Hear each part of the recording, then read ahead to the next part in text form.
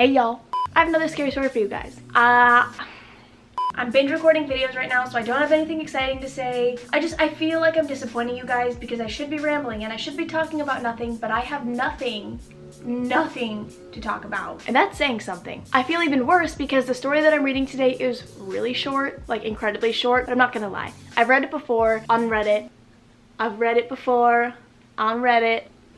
But I've read this story before, but it's such a good story and I found it again, so I want to read it to you guys. This is actually another story from Tobias Wade. I've been reading a lot of his stories lately because he is an absolutely amazing author. I will have other stories that I've read from him linked down below, as well as his website, so you guys can go check out his stories. They are just incredible.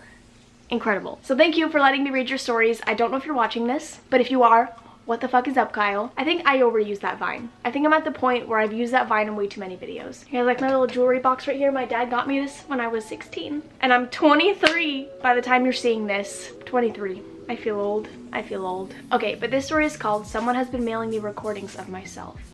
Someone's been mailing me recordings of myself. The first one was a couple weeks ago. It was just an unmarked DVD in a paper sleeve, addressed to me without a return. I figured it was some kind of spam mail and tossed it out. Ain't nobody got time for that. The second one was getting ready to romance the trash too, but it happened to arrive the day I bought a used Xbox. I wanted to test out the DVD player and I didn't have anything else handy, so I popped it in and let it play. The footage was a bit fuzzy and shaky, like somebody was walking while they recorded it. It showed me entering my apartment building, following me until I got into the elevator. I even looked right in the camera for a second, but racking my brain, I couldn't remember noticing anybody strange. There was a voiceover too, but it was in German, and I couldn't make sense of it. I started it over and watched it again. Only about 15 seconds. It wasn't so much creepy as surreal. I was honestly more bothered by how terrible my posture looked than I was about somebody recording me. Probably some kid showing off his new camera or something. The world is full of weirdos, right? The third one rattled me though. The video showed me in the grocery store, wandering up and down the aisle looking for something. About 10 seconds again, more German voiceover. This wasn't someone innocently playing with their phone in the lobby anymore. I was being actively followed. I threw it away, immediately regretting it and digging it out of the trash a couple minutes later. I had to get this translated so I could figure out what the hell was going on. The next day I shuffled through my mail like crazy looking for another DVD. Nothing came. Or the next day, or the one after that. Getting it translated fell further and further down my to-do list, until a week or so later, I practically forgot about it. Until yesterday anyway, when another paper sleeve slipped out from between some junk mail and landed on the floor.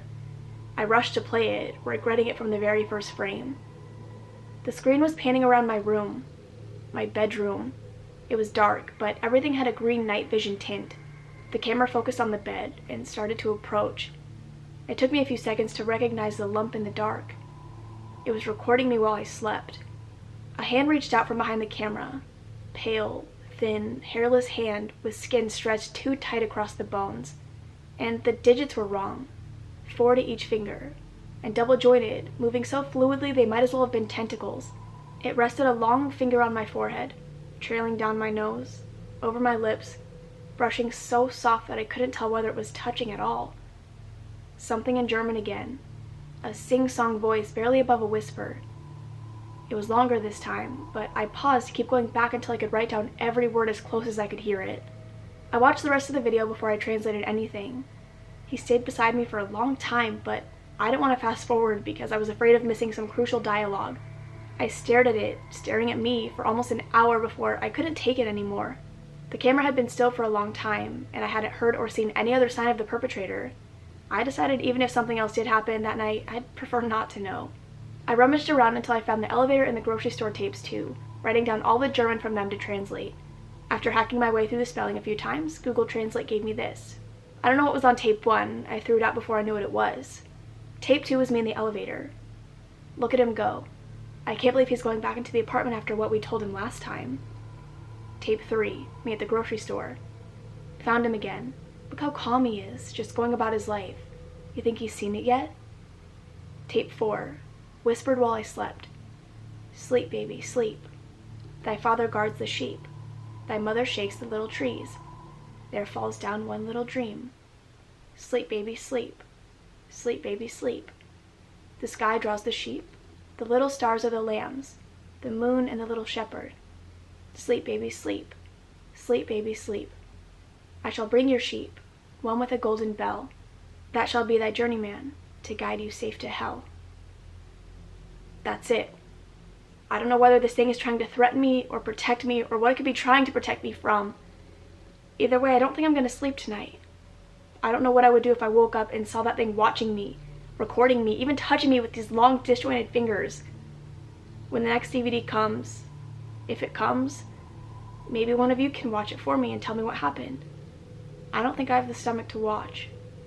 That's the end of the story. I don't know why I love that so much. It's so like, it gives me the chills every time I read it because I've read it a lot.